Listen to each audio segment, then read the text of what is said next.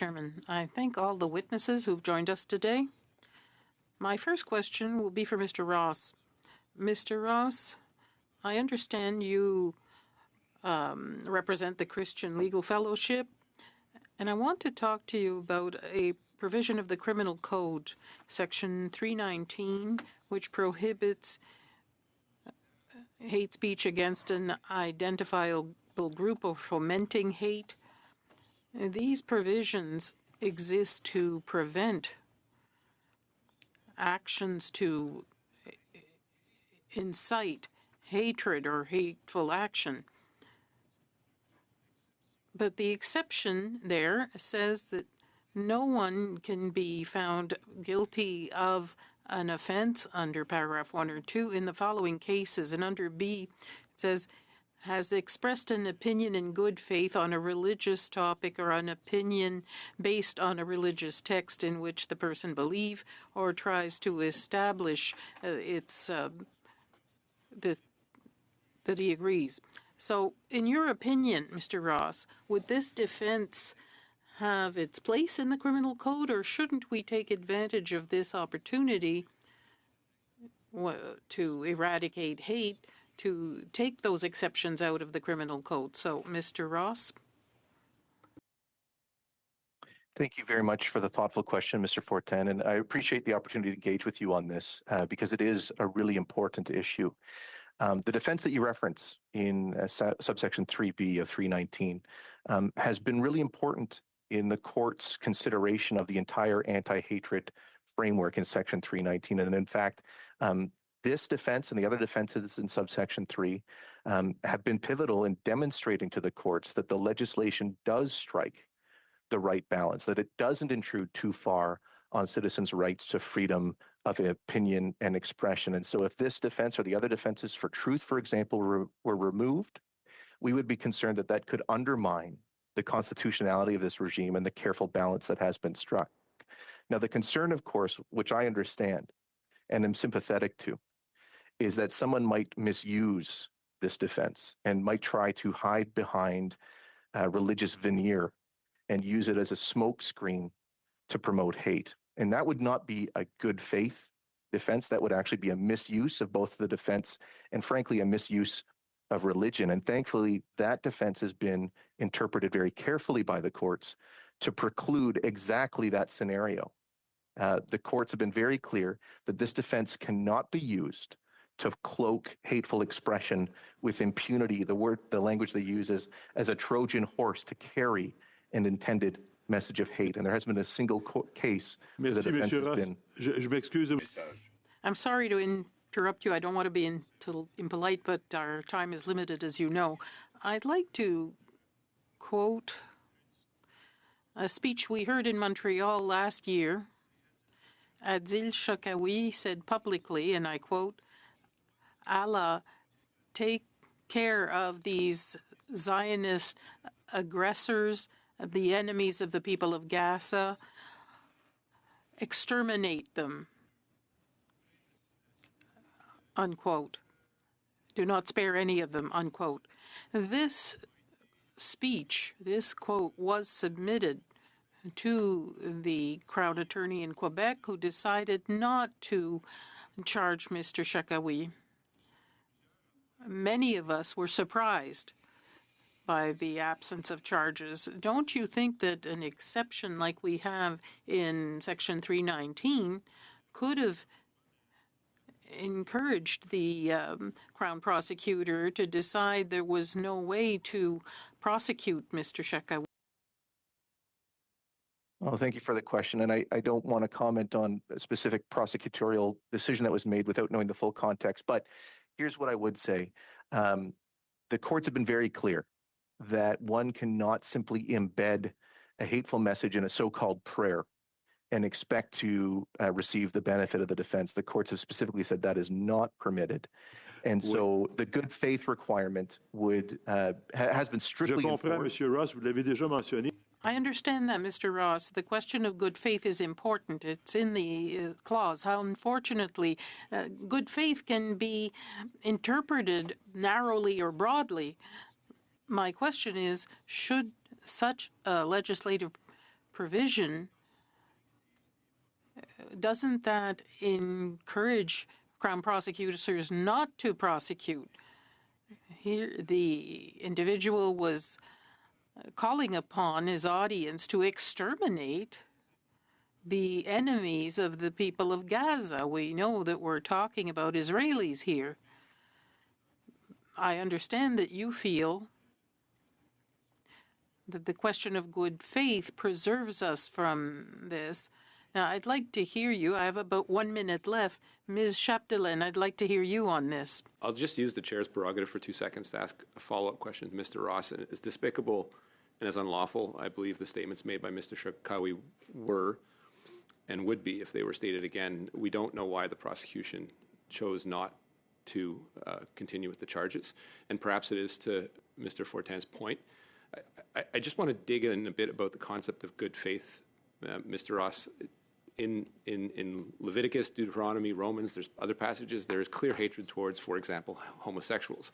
I don't understand how the concept of good faith could be invoked if someone were literally invoking a passage from, in this case, the Bible, but there are other religious texts that say the same thing, and somehow say that this is good faith. I mean, clearly there are situations in these texts where these statements are hateful. They should not be used to invoke or be a defense, and there should perhaps be discretion for prosecutors to press charges. I just want to understand what your notion of good faith is in this context where there are clearly passages in religious texts that are clearly hateful. So I don't know that I would agree with that that characterization, Mr. Chair, that passages are categorically hateful, especially not passages in the Bible. And I think if members of Parliament are of the view that passages of the Bible are hateful, that's something that Canadians should be aware of. And I don't know if that's necessarily what you were communicating there. I think your concern is the way that the Bible might be relied upon or cited to advance particular messages. And that was specifically dealt with in Whatcott. And there the court drew a very careful line between speech that we might view as repugnant or offensive or hurtful versus speech that crosses the line into inciting hatred and promoting hatred and exposing a group to hatred, where there's a very different analysis that needs to be employed there. But just to answer that thoughtful question, the good faith, what is the good faith doing? What it does is ensure that Canadians can engage in religious dialogue or debate or discussion on very difficult, controversial issues that many Canadians are wrestling with truth. And so we have a defense in subsection B, or excuse me, in subsection 3A, where there's a defense for truth. But that doesn't necessarily apply when we're talking about religious truth, because it would be inappropriate for the courts or for the government to opine categorically on whether a particular religious claim is truthful or not. The court or the courts can't decide, for example, whether Jesus Christ objectively is the Son of God. So what this does is say, when it comes to some of these fundamental questions, we want to preserve room for people to engage in dialogue, both critical of religious texts and relying on religious texts. So it works both ways to try to seek and discern truth without fear of being labeled a blasphemer or a criminal or a hate mongerer by those who find their beliefs offensive and would try to silence them. So I hope that answers your question, Mr. Chair. Yeah, thank you. I would have lots of follow-ups, but I don't want to take away other members' times. I'll jump to the second round. Thank you for your answer. Second round of the Liberal member, I guess. This is chair's discretion. You get it once in a while. I've been sitting here patiently for 10 rounds listening to you guys ask the same questions over and over, so I get one once in a while. You could give it. Well, it goes to MP Brock in that case, so you'll have to fight it out with him. So, Mr. Lawton, over to you for 5 minutes, then Mr. Housefather for 5. Réal, encore une fois, 2 minutes et demie. Mr. Bailey for 5 minutes, and Ms. Latanzio on this round for 5 minutes. Over to you. Thank you to all the witnesses for taking the time to join us today. I'd like to start with you, Mr. Ross.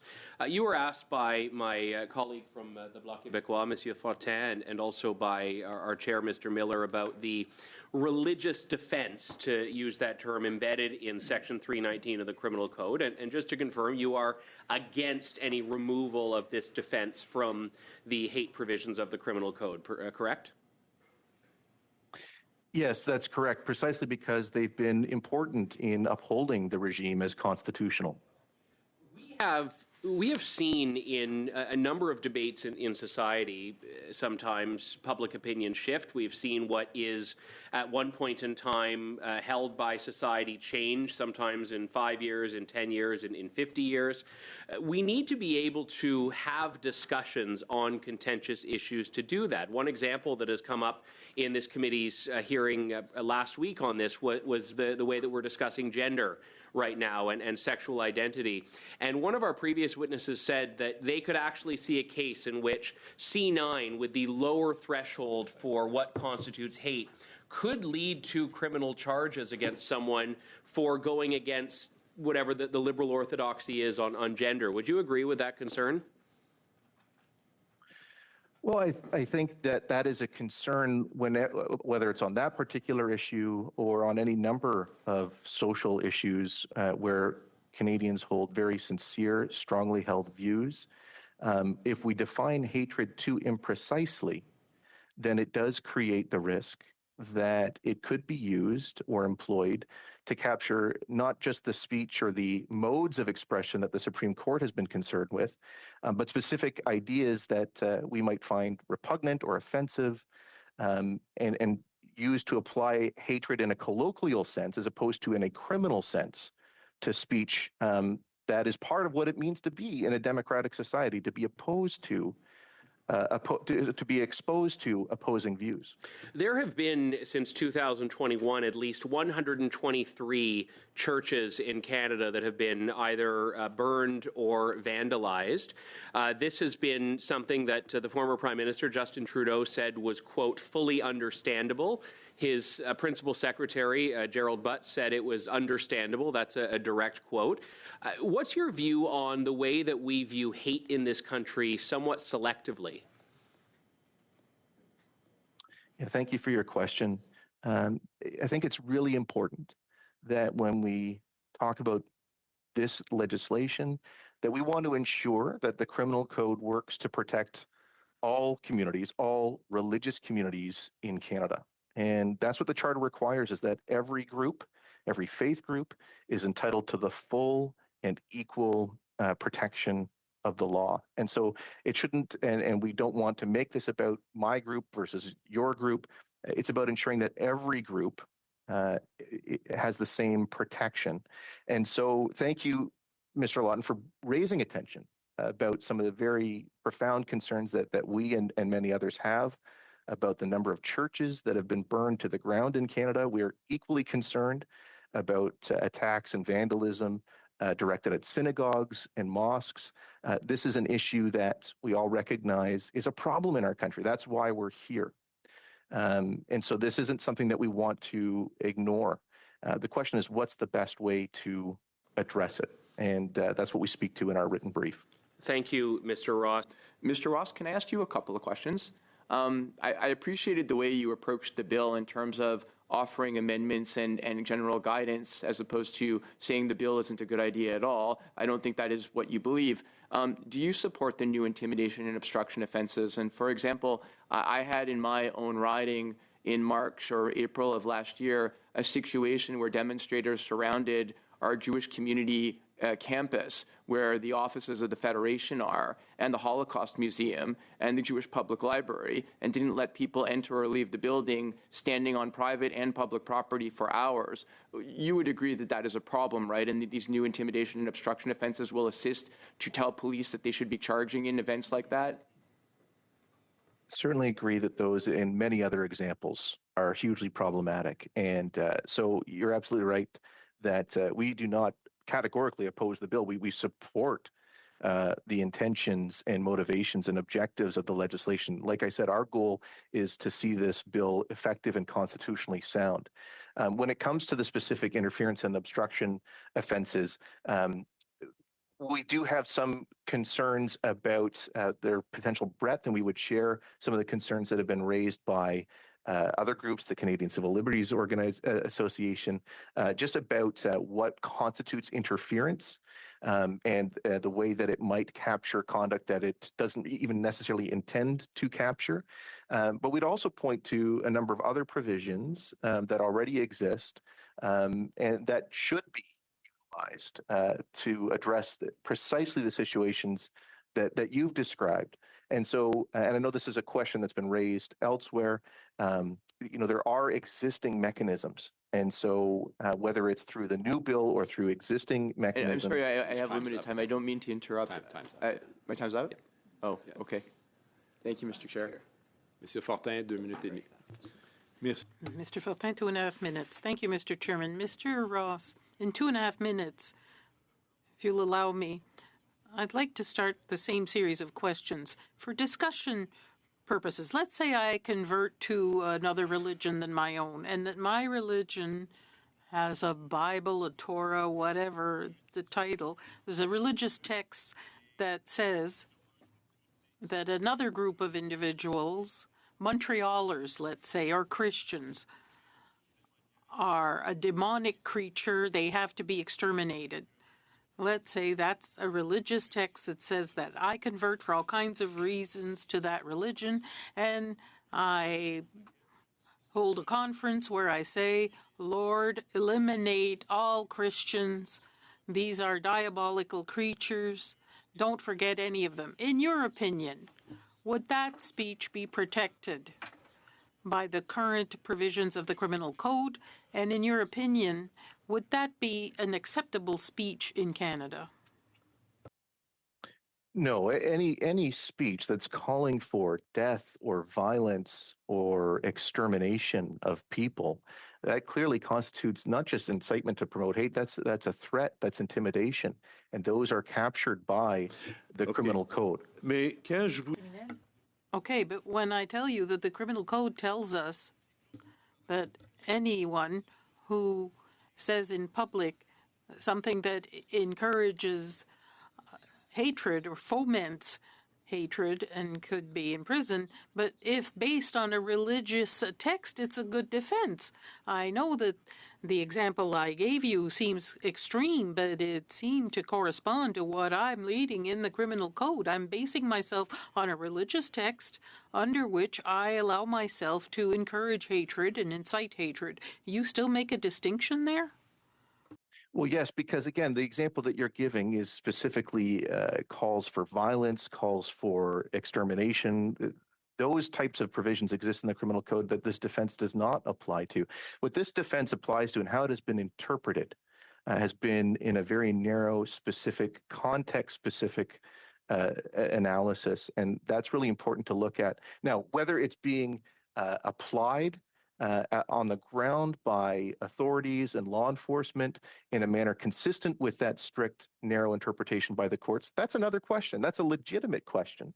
And perhaps more needs to be done to create a... y a-t-il dans cette déclaration? But what difference is there between what I just said and the statement by Adil Sharkawi, who said he wanted the extermination of the enemies of Gaza? Am I able to respond to that? No, not perhaps in a later round of questioning, Mr. Ross, but the time is up. And Mr. Ross, should the government in Bill C9 adopt the definition of hatred as set out in the Supreme Court of Canada decision R versus Keegstra, so that the law may be evenly applied and is tightly protected from the abuse for political or ideological reasons? Yeah, thank you very much for the question. And our written brief, and I don't know if it's been circulated yet, speaks specifically to this issue and the need for clarity in the definition of hatred. And I appreciate that the government has been very clear that the intent for this definition of hatred is to codify the established test established by the Supreme Court in cases like Keegstra and Whatcott. And we would support that. We would like to see, though, that that definition is incorporated holistically. We're concerned that a number of important parameters have been omitted. We were encouraged, though, to hear the minister invite proposed amendments to address that. And that is what we've done in our brief. And there's 3 specific prescriptions that the Supreme Court set out in Whatcott that we think need to be made explicit in the bill, and I can just very quickly identify those three prescriptions. The first is that hatred must be assessed objectively. So hatred is not assessed based on whether the speaker thought it was hateful or whether a complainant Quickly, thought Mr. it was Ross. hateful. Thank you very much. But based on whether a reasonable person aware of the context and circumstances would view the expression as exposing a protected group to enmity and extreme ill will. So it needs to be objective. Second, the term hatred is limited to extreme manifestations. Those two words, extreme and manifestations, are both important and need to be added. And third, the hate speech legislation, the court said, is not to target the content of ideas, as repugnant as one might think they are, but the ways that they're expressed and the effects that they might have. So the goal is not to censor ideas or compel anyone to think, quote unquote, correctly, but to determine the likely effect of the expression on an audience. Our amendments address all three of those prescriptions. Thank you, Mr. Ross. And sorry to rush you, just my time is so limited. If this bill is adopted with the definition of hatred as written, will it not just end up back in the Supreme Court to relitigate an already dealt with concern? Are we kicking the can down the road? I think that's a very real concern, that unless these amendments are included, unless these concerns are addressed, there is a constitutional vulnerability, and certainly a vulnerability to constitutional challenge. The point in saying that this is that, there is a clear subjective element in evaluating and determining what is stronger, the disdain or dislike. Therefore, would you not agree that removing the subjective language in the definition would strengthen this bill and protect Canadians' fundamental freedoms? Yes, precisely. That's why we recommend a clarifying clause to ensure that it's clear, not just to the courts, but to those that are interpreting and trying to apply this on the ground. What do we mean? What meets the threshold of hatred? And in our brief, it's on page 3. We propose adding language that says that for the purpose of determining hatred, the court must consider, in the view of a reasonable person aware of the context and circumstances, whether the activity in question exposes or tends to expose members of an identifiable group to enmity and extreme ill will, or seeks to abuse, denigrate, or delegitimize them to render them dangerous or unworthy in the eyes of the audience. That language is drawn directly from the Supreme Court, and we think that clarification is important and helpful. I think it's been some excellent testimony as to some of the weaknesses of the bill, and I think it's been constructive. So I just wanted to take the conversation though a little bit back, more general. So a quick but I think important question for the witnesses: do any of you know how the Charter of Rights and Freedoms begins?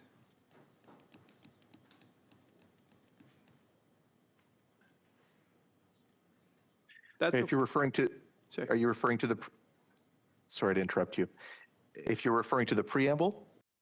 You referred to as preamble, although it's actually a part of the Charter. It's not actually a preamble. So the opening words of the Charter state that whereas Canada is founded upon principles that recognize the supremacy of God and the rule of law, and then Section 1 states that the rights and freedoms are guaranteed subject to such limits. I should have this memorized as But I wanted to be get it justified across. in a free and democratic society. Yes, and so I just wanted to ask all of the panelists, we'll just use the three major books, or three of the major, shouldn't say the three major, but three of the major books of religions: the Quran, the Bible, both New and Old Testament, and the Torah, which of course is the first 5 books of the Old Testament. Do you believe that any Canadian should ever be criminalized for reading any of these scriptures? And we'll go right across. So start with you, Mr. Ross. No, there should not be a categorical criminalization of simply reading a religious text. As I hope I made clear in my previous answers, sometimes the context of the way that a text is used, or more accurately misused, that might merit criminal intervention. But to say categorically that reading a particular text, whether it's a religious text or any other text, I think it's problematic if we start listing certain books as being off limits.